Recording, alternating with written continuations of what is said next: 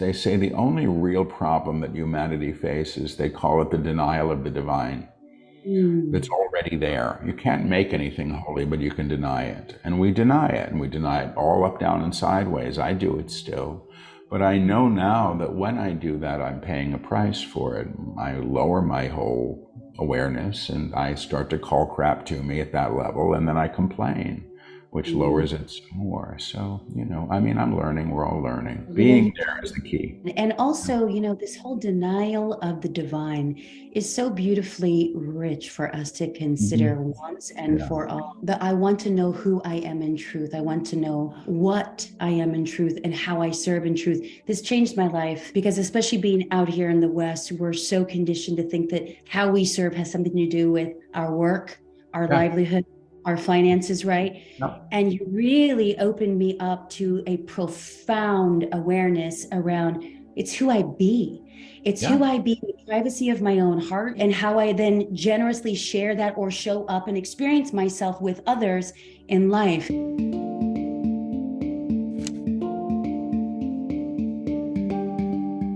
Well, today's a really special day because I get one of the most profound teachers in my life of these past 18 months on the show. Paul Selig is a teacher. He is considered to be one of the foremost spiritual channels working today, an award-winning author of 10 channeled text, is known as a medium for the living, holds a master's from Yale and served on the faculty at NYU for 25 years.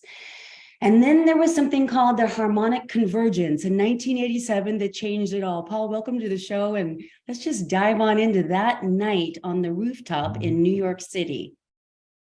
Okay. Well, I was 25 years old. I was newly sober. I'd heard a voice telling me to get my act together, which was the first voice I'd heard, and I listened to it, and I ended up, cleaning up my act a bit. And I heard that there was this thing happening called the harmonic convergence and that people were going to be waking up. And I thought, well, if there is something like a God, and I was beginning to think maybe there was. I'd been raised an atheist, but I wasn't so sure all of a sudden. I thought, well, if there is something like that and you were asked to be woken up to it, why would it want to say no? So I Mm. went up to the roof of this building that I was living in at the time and had a crystal and a mantra, and I thought you needed the props.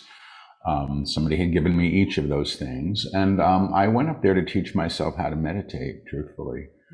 Um, and, I don't know what happened really. I mean, in retrospect, I wonder if I just wasn't hyperventilating. I don't know what it was. It turned out it was a Kundalini mantra. I didn't even know what Kundalini was, but I had this experience of energy moving through my body and out through the top of my head that lasted some time and was, for me, physically extraordinarily real. And I think, given what I had come from and my background and my skepticism and all of those things, perhaps I needed something that was tangible for me to hold on to carry me forward.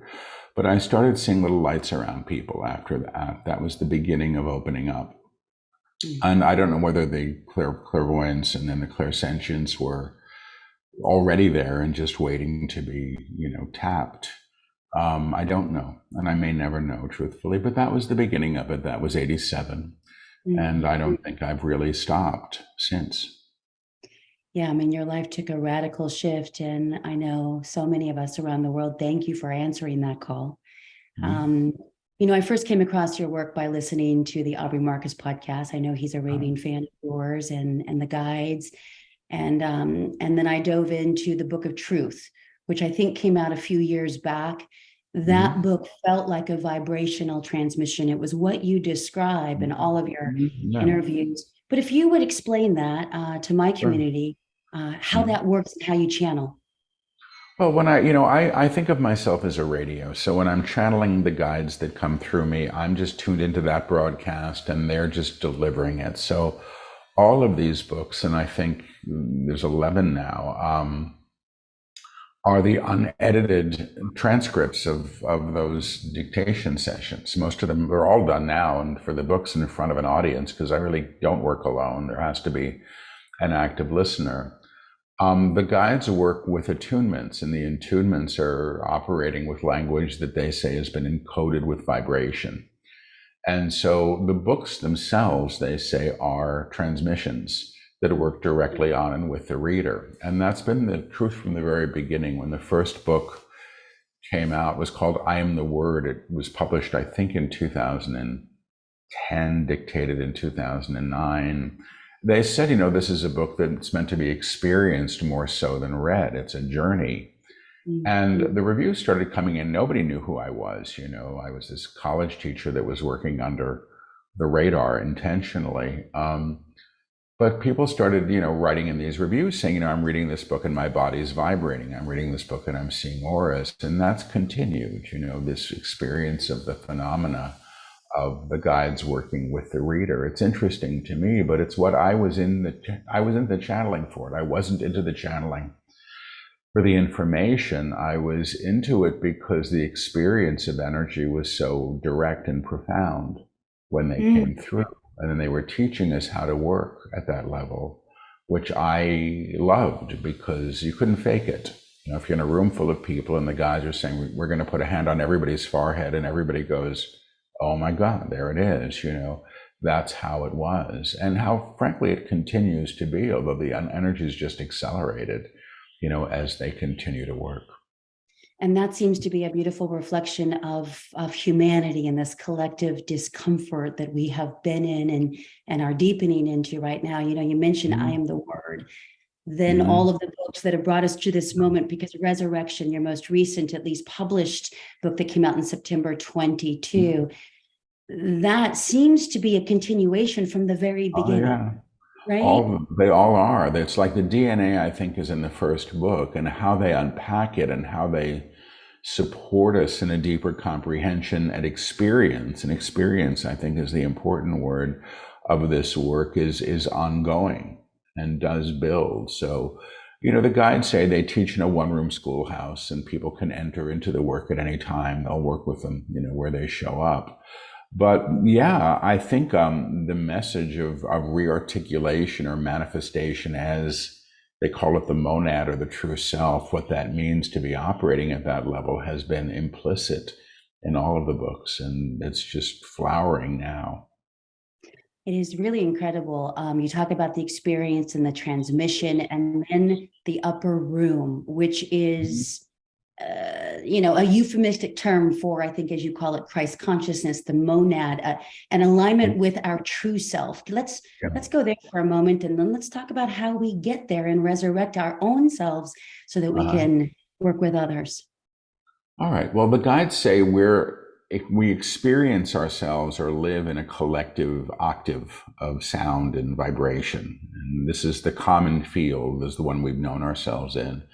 And they've said, any song can be sung in any octave into infinity, if you really think about it. And the upper room, they say, is the octave above the one that we've known ourselves through. It coexists with us, but it's where the true self or the Christed self or the monad or whatever you want to call it expresses. It's already there. And the work is bringing us to that level of vibration.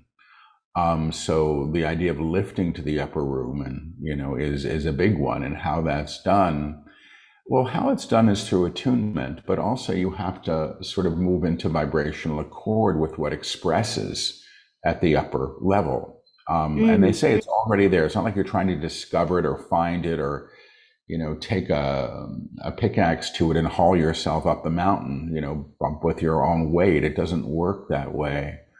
So there's a part of you and a part of me and everybody who knows, who already knows. And that's the part that is carrying us, I think, or lifting us to that level of vibration and tone. So when they work with vibrational attunements, and some of them are, I know who I am in truth, which is the divine self expressing as identity. I know what I am in truth, which is the manifestation of the divine as form. And I know how I serve in truth, which is, they say, how the true self or divine self expresses as and through each of us. It's not a special calling, it's just your true expression. That aspect of us expresses in the higher accord. And then there's the claim, I am free, I am free, I am free. And that's the claim of, according to them, agreement to move beyond the collective field. of limitation, of what's been prescribed. They say that the reality that we've known ourselves through is entrenched in fear. That's what we've known. You know, it's just party to everything. It's like it's in the water. We don't even notice it. It's just how we remember things, how we make our choices. And when they say when you go to the upper room, fear doesn't express there. It's just not even there. You want some fear, you can go back downstairs and have it. But at that level of alignment, things are altered, things change, and choices change because we're not choosing through the old template. So once you've claimed, I am free, I am free, I am free, the claim is really simple. I am in the upper room, and the aspect of you that is already there makes the shift. When the guides do this in workshops, I mean, you can do it yourself. You don't need to be with me or, you know, in a public place. But it's nice when you do it in a workshop with a bunch of people. You get a few hundred people, and everybody feels the shift and the expansion, and the lifting that comes with it. And once you're in the upper room, things get easier, you know, I think, and harder in some ways, because, you know, none of this is like a get out of jail free card. It's really, you're going to have to look at your stuff. So everything that's basically binding us to the lower field gets looked at, gets addressed as part of this, but there's a way to work with that so one can begin to maintain alignment in the higher way. It's so beautiful. Thank you for that. Right now, I'm getting quite moved because I'm remembering hearing you on so many of the podcasts that I listen to and everything that you have online. And I'm remembering the transmissions. I probably listened to Resurrection at least a half a dozen times.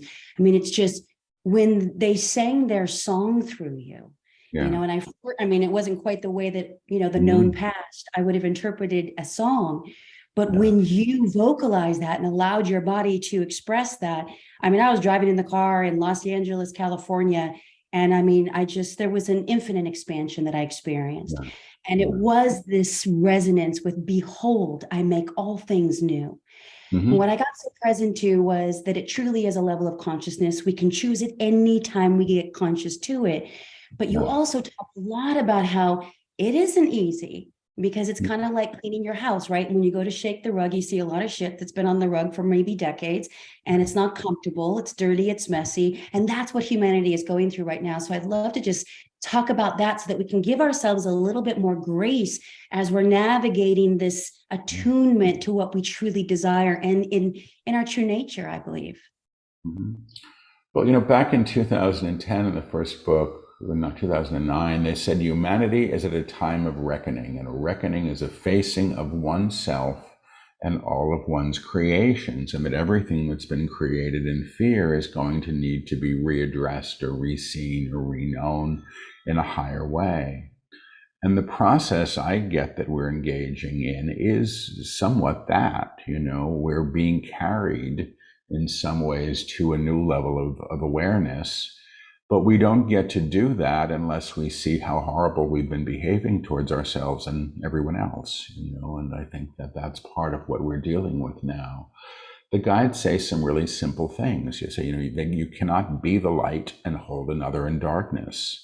It's hypocrisy, you know, and, you know, the idea that what you damn or what you put in darkness damns you back or calls you to that darkness is a very simple teaching of co-resonance.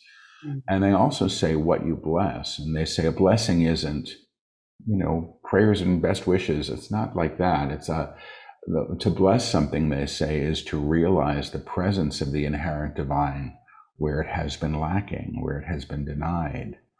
And so they're giving us tools to work with this, to carry us through this. But basically, it's a big wave of change. And you can ride the wave of change, and they say be carried to a higher shore. You can desperately try to hang on to the old, and it's going to be harder, you know. My understanding is it's harder.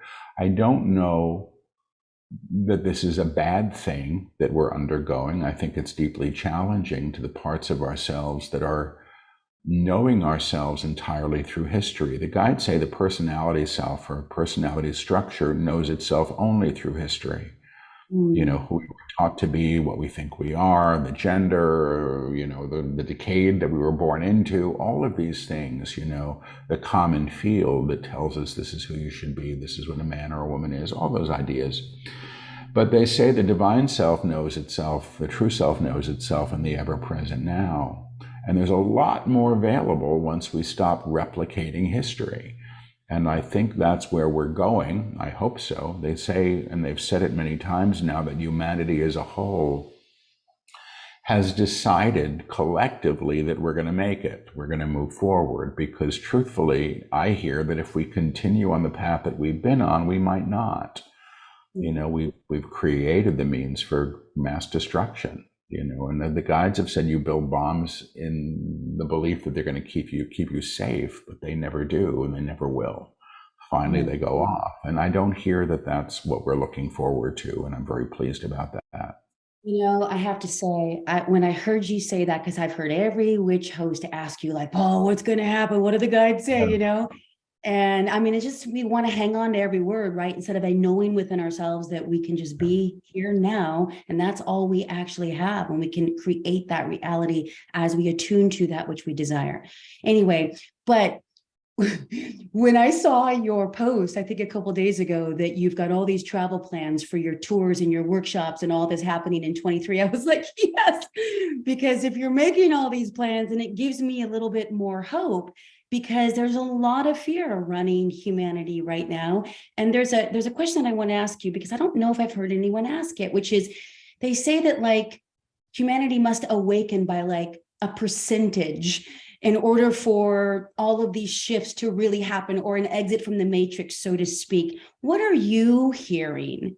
I don't get that. That's the 100th monkey thing. I don't really get that. But I do hear that for everyone who awakens, they awaken 1,000 more by presence in being.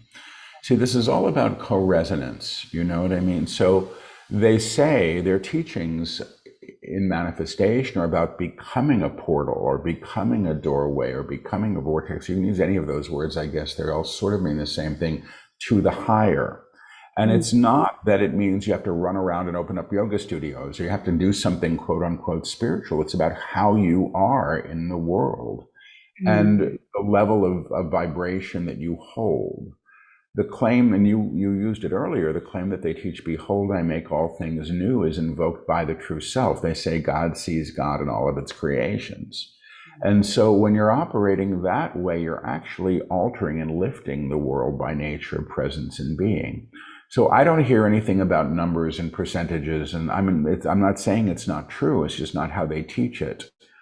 But I do understand that the awakening that's happening is individual.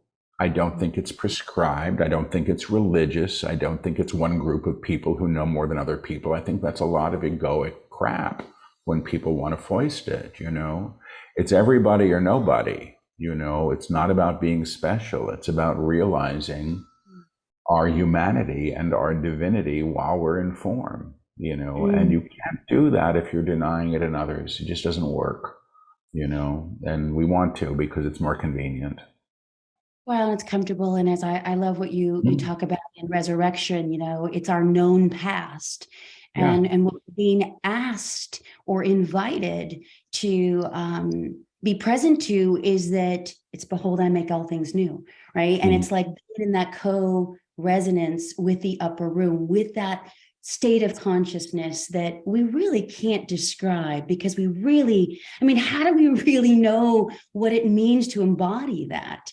You What are don't some things that until we're you do getting? it. You don't until you're there. And I'm not saying that I'm embodied. And when people walk around and announce themselves as having ascended, I tend to be a little nervous about that because my experience is that people that really are probably aren't talking about it. They're just there, you know. But I do understand at a certain level that how I only know for myself how I exist in the world and how I express in the world is radically different than it used to be. And the life that I'm being gifted with is very different than I even would have necessarily chosen for myself before. And there is a sense of aligning to what is that expresses already at the higher level. And then when the crap floats up to the surface, you know it's there for you to look at and deal with because it's your crap, you know? So for me, it's experiential. I don't think it's about floating around and or being pious or behaving well. I do think it's about not operating necessarily in condemnation of self or others. I do think it has to do with operating with an awareness, and I'm not all that far along with this, but an awareness of the inherent divinity that is in everything. You know, when the guide said, I know what I am in truth, they were talking about the body. And they say we come from these paradigms where spirit or, God or whatever you want to call it is this thing up on a cloud and we're stuck here in the mud. And they said, God is the mud too. Unless you realize that, you're going to be bifurcating, you're going to be operating in a schism. And so when they teach this awareness, they say the only real problem that humanity faces, they call it the denial of the divine.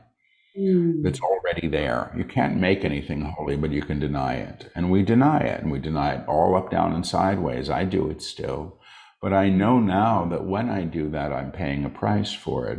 I lower my whole awareness, and I start to call crap to me at that level, and then I complain, which lowers it some more. So, I'm learning. We're all learning. Yeah, But being there is the key. being there, thank you. And also, this whole denial of the divine is so beautifully rich for us to consider once and for all.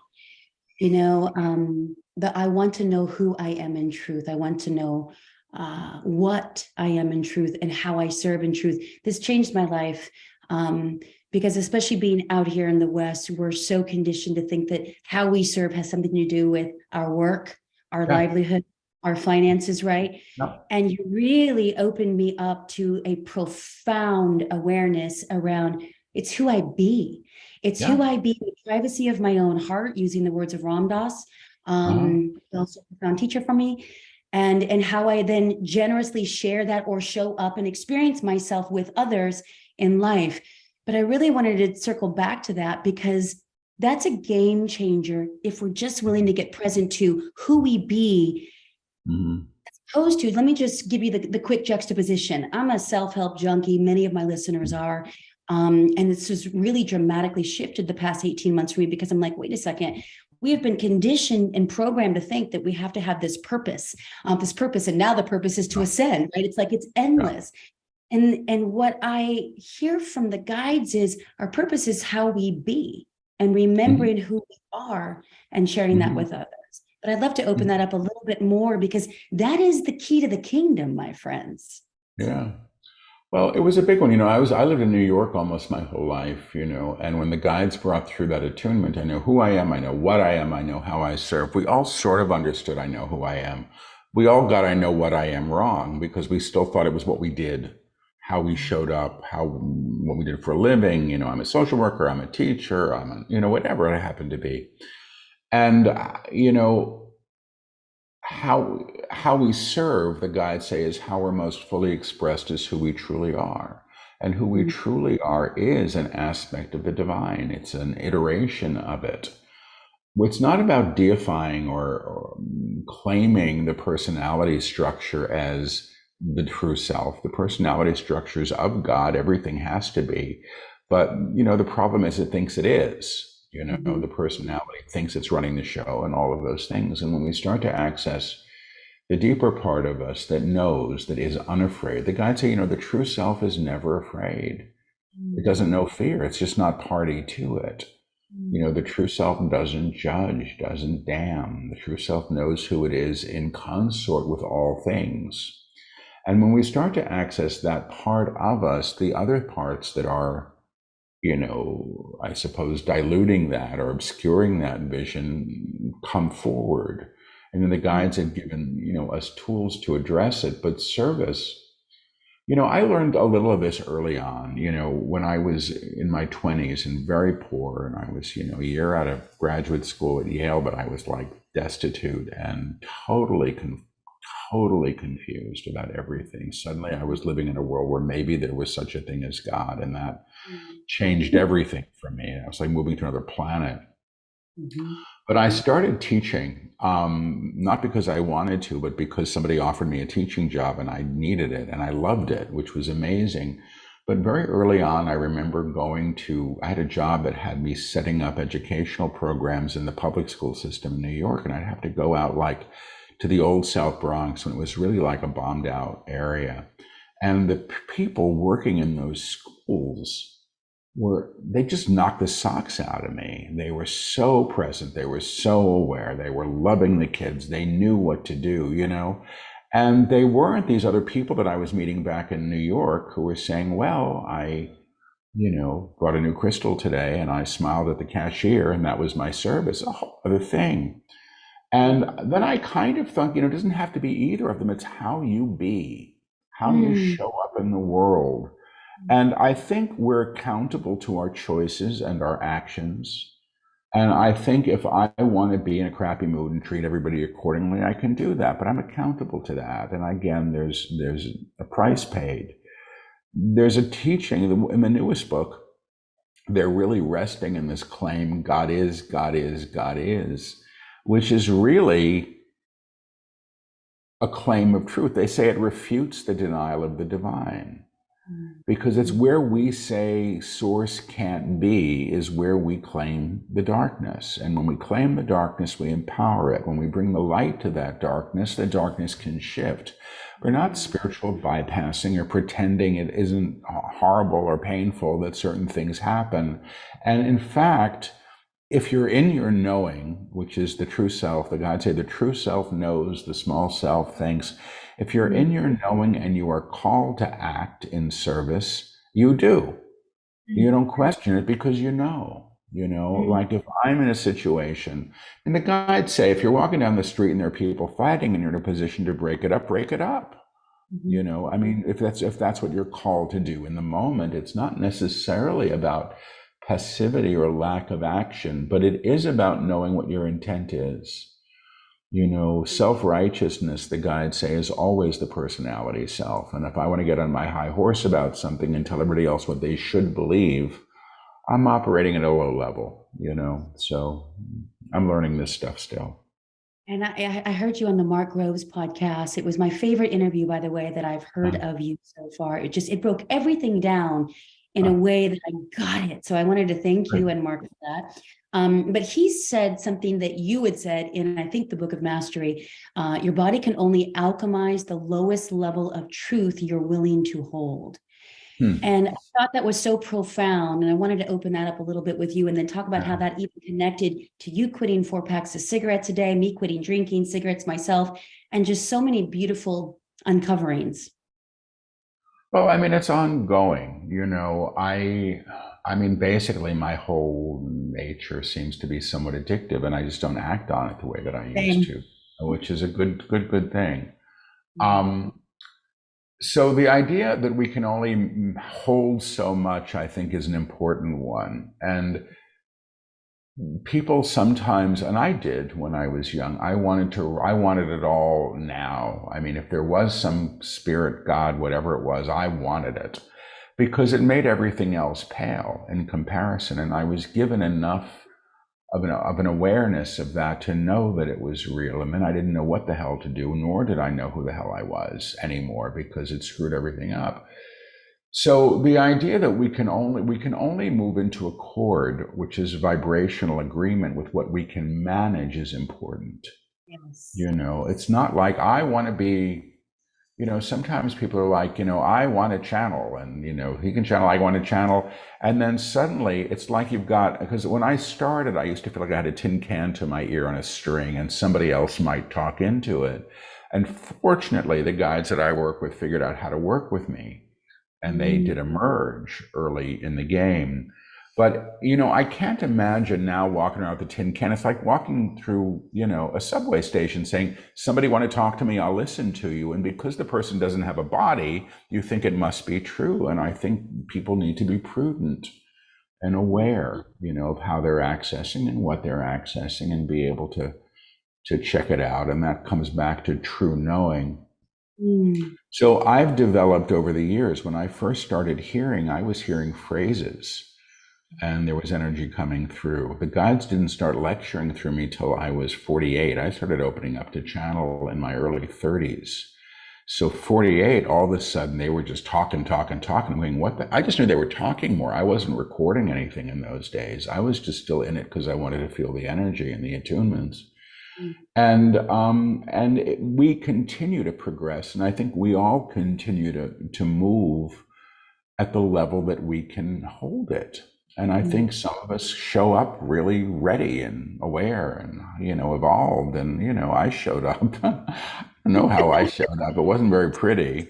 And I'm a slow learner, but I show up. And the one thing I give myself credit for is I've showed up for this stuff for years, and often when I didn't want to. And I did this work, and I had to say this to somebody recently who was like, why don't I have my platform, for this, my important work in the world?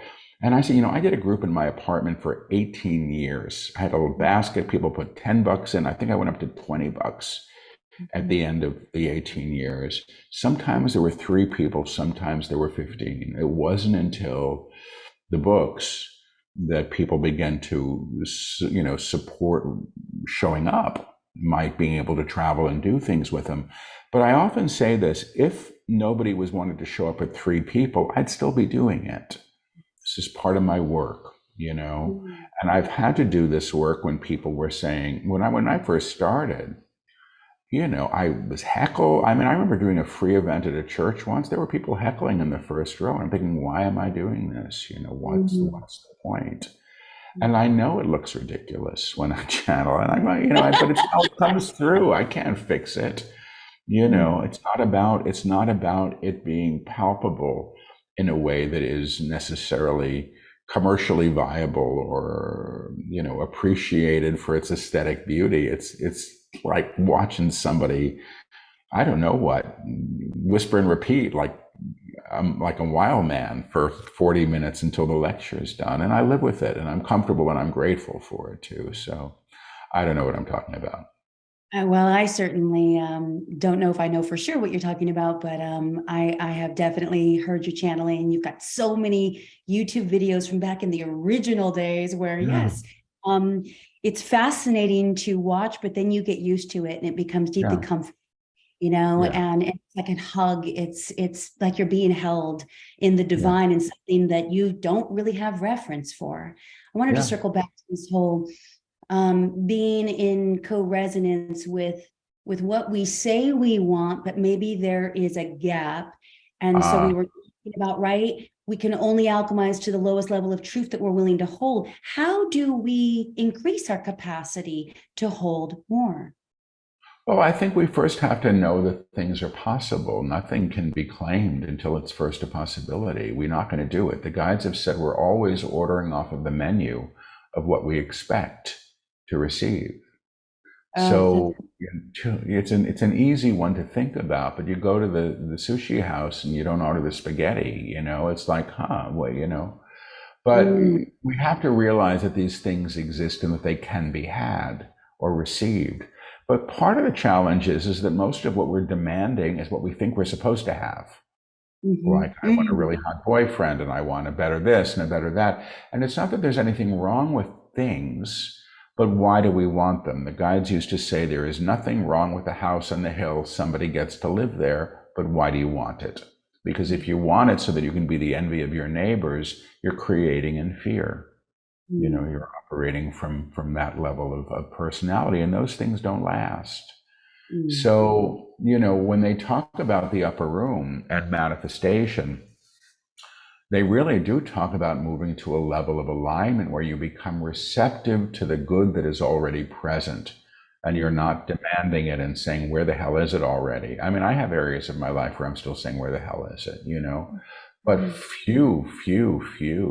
Mostly I'm just grateful a lot of the time. But I have moved into this interesting place where I'm discovering that kind of what I require shows up, I mean, it's funny. I live in the rainforest, and one day it was like, I need to walk. And there was a neighbor who said, hi, do you ever want to walk sometime? And I'm shy. So I said, sure. And then didn't give my number out.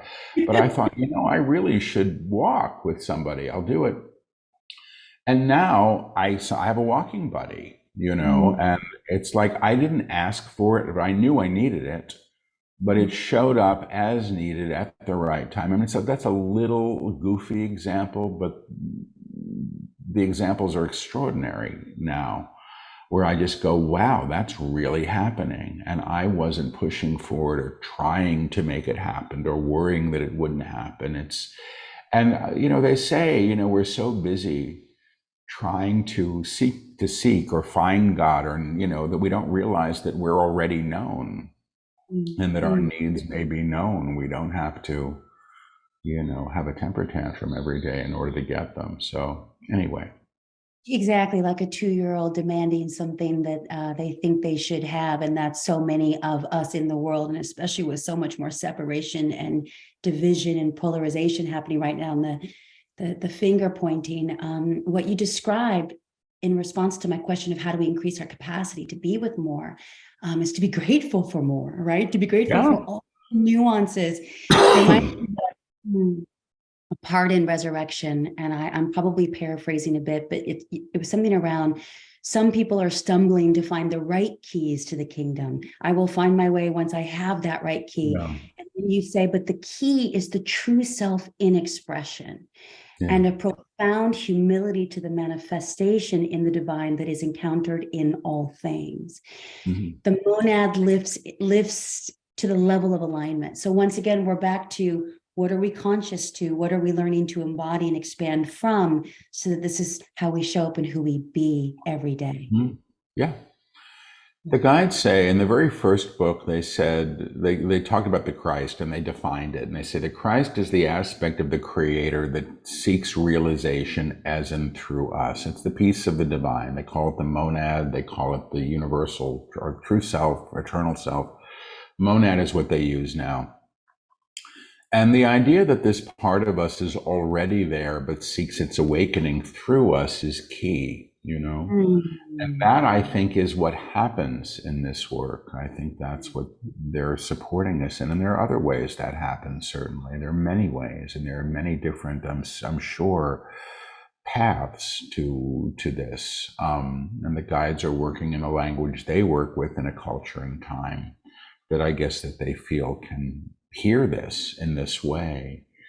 But yeah, I had an experience when I was maybe in my early 30s, in a class with this old teacher I used to study with. She's no longer with us. And she said, ask for one thing, write it down carefully. You're going to get it, because there's a prayer I'm going to give you and you're going to get it, and be really careful what you ask for. And I'm like, oh, and I wish I'd asked for like a partner, or, in retrospect, a greater part. I don't know anything, but I was like, I knew enough at that point that there was something which I could call God, or whatever I felt like calling it that day.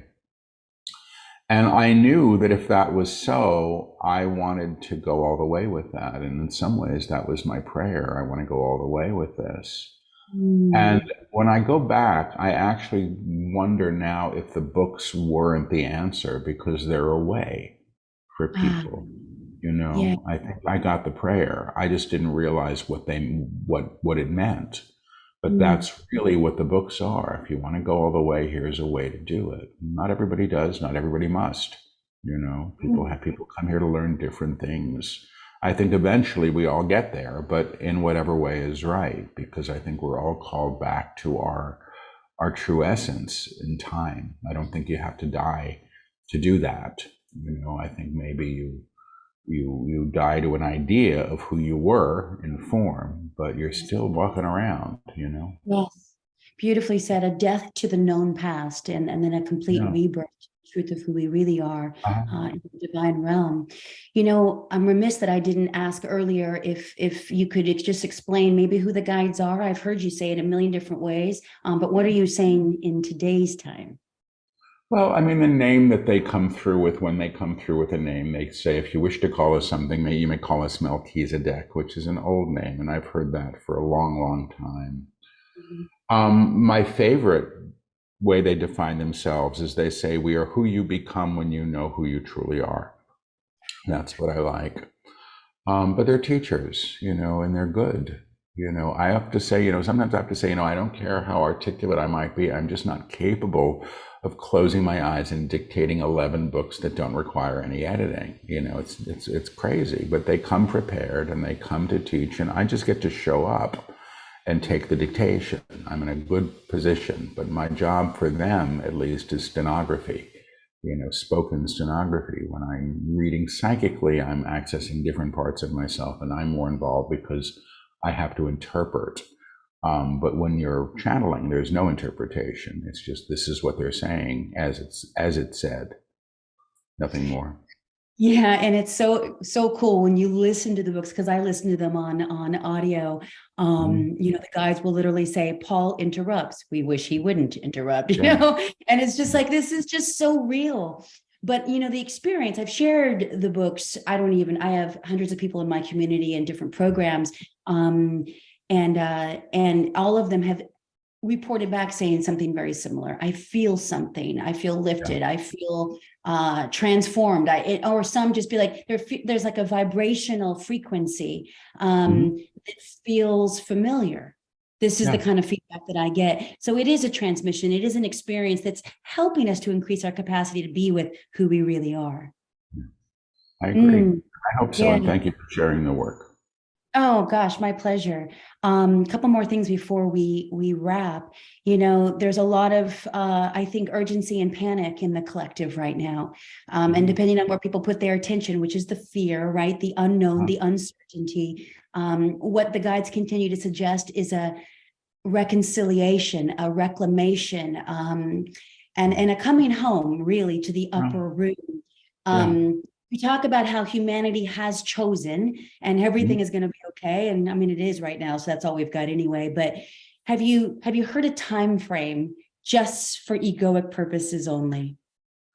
The only thing that I've heard is, I think they said 4 generations until things are sort of established in a different way. That there's some time, and people don't like to hear that because they want it done last week, and I don't know what that means. I just think it makes sense. I didn't know this. I was in a car with somebody, a couple of people, and they said, they were bemoaning the future. And I said, what do your guides say? And I said, well, they say it's going to be 4 generations. And they both said, what's really interesting is that when Moses led the Jews out of, slavery, he said it was with 4 generations in the desert for them to forget that they had been that. And I went, wow, or 40 years. And I went, well, that's really interesting, because maybe that's what it's about. It's about another level of consciousness coming into place that is not attached to what has been. When the guides are teaching now in the book that comes out next year, they're talking a lot about history and memory and how those things need to be reclaimed in a higher way, because all of our memory that we have personally and collectively seems to be forged through a lens of fear or a belief in separation, because we've not known unity consciousness, so they're working with that, which is really an interesting idea, because once that gets fixed, then we're going to stop working with a faulty lens. Doesn't mean the past didn't happen. It means who's seeing it is interpreting it from a higher vantage point than how we were taught to see it or experience it. Yeah, it's really beautiful when you say it that way, and it seems impossible, but that would only be from the known past or a known identity. That's not the truth of who we are. And it gives me great comfort and hope. I'm wondering if there's a message that you would like to share that the guides could have or have coming through. And I'm going to leave that open-ended. It could be for me. It could be for the great love of my life that's facing some really scary news right now. But I'm only with him because I've poured myself into your books and I've opened myself to receive this profound love. Or my listeners, I'll leave it wide open, whatever needs to come through if you're willing. Well, I'll tune in. I'm on my first cup of coffee today, so we have a time change here on Maui. Let me just see if I get anything Mm. They're saying the young lady wants to know if everything is going to be all right. Well, it will be all right. It will not only be all right, it will be new. The idea of the new is challenging. The idea of the new is challenging, and challenging in all ways, and challenging in all ways because it's unprescribed, because it is unprescribed, undocumented, and unclaimed, and unclaimed by the personality who understands itself through historical data, Ask the young lady if she's willing. Ask the young lady if she is willing to be remembered as who she has always been, beyond the dilemma of the moment, beyond the dilemma of the moment. She will see her partner. She will see her partner as he truly is, and serve the world that way as well. When you understand who you truly are, you understand who others are as well. You understand who others are as well. You understand their needs. You understand their needs, their ambitions, but you see them beyond their needs and ambitions. You see them as the true self. You see them as the true self, the explicit expression of the monad, embodying and seeking recognition, for its truth in all things, in all things. We thank you for your work. We thank you for your work and your diligence, and your diligence with the teachings, period. And they're saying period. Thank you so much, Paul. Thank you, guys. Huh? That was beautiful. That is it. I mean, I literally feel lifted from that. Thank you very much. Where is the best place for my listeners to find you and attend a virtual workshop in person, learn more with you? paulselig.com/events has everything that's up. Travel, Awesome. live streams, is all there. Yeah, it's so great. And your website is beautiful. And I'll be seeing you in Boone in August of 23. And I will leave the links in the show notes. I can't thank you enough for answering the call, being as devotional as you've been, and have a beautiful rest of your year, my friend. Thanks, you too. Thank you.